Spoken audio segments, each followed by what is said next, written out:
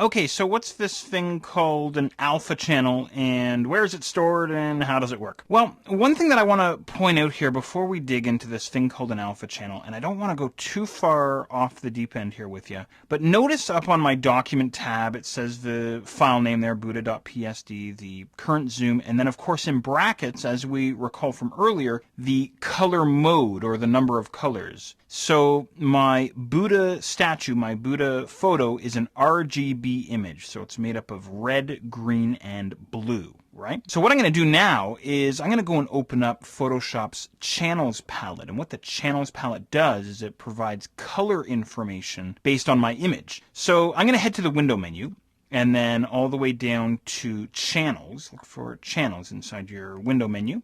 And here we go. Now inside the channels palette, we have what's referred to as a composite channel at the top. So red, green, and blue all together. Then we have a red channel. Then we have a green channel. Then we have a blue channel. Now, all of this is just sort of background information for you based on your channels. I didn't want to dump into the channel palette and then have you wondering exactly what channels are and how they work. But the important thing to note is the Buddha channel all the way down at the bottom. So this is our alpha channel sitting down here at the bottom of the channels palette. And as a quick aside, a lot of people confuse channels with layers. I can't take my Buddha channel and drag them above the RGB and change the stacking order and all that kind of stuff. This is more just relaying color information to me, the user. That's really all there is to it.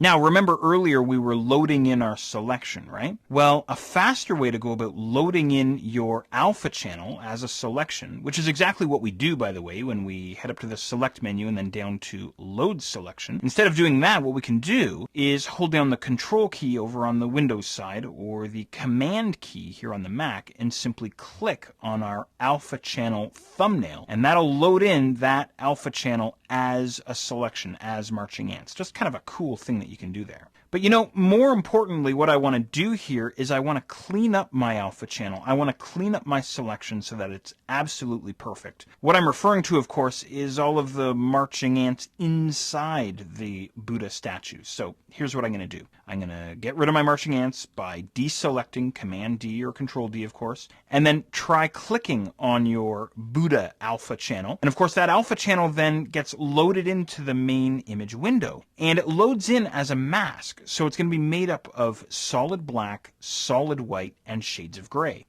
And again, shades of gray would indicate partial selection, right? Now, the important thing to remember here, and there's a bit of a goofy rhyme that I always use to help me remember, is areas of white are revealed, they are selected. Areas of black are not selected, they're concealed. So white reveals, black conceals. You might want to jot that down in your notes or again on a sticky note. So what I'm going to do at this point is I'm going to zoom in just a little bit on my Buddha statue here. And I'm going to switch back to my paintbrush tool just by hitting the B key on my keyboard. And what I can do here is I can literally paint on my alpha channel. So in other words, right now my foreground color is white, so I'll hit the X key to flip over to black, and I can actually paint in any of the white areas. I can paint that in to further refine my selection.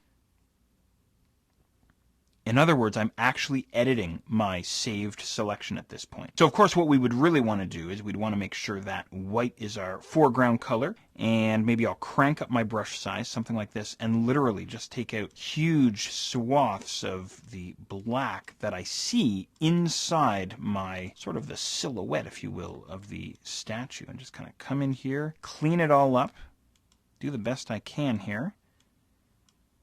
Something like this, right?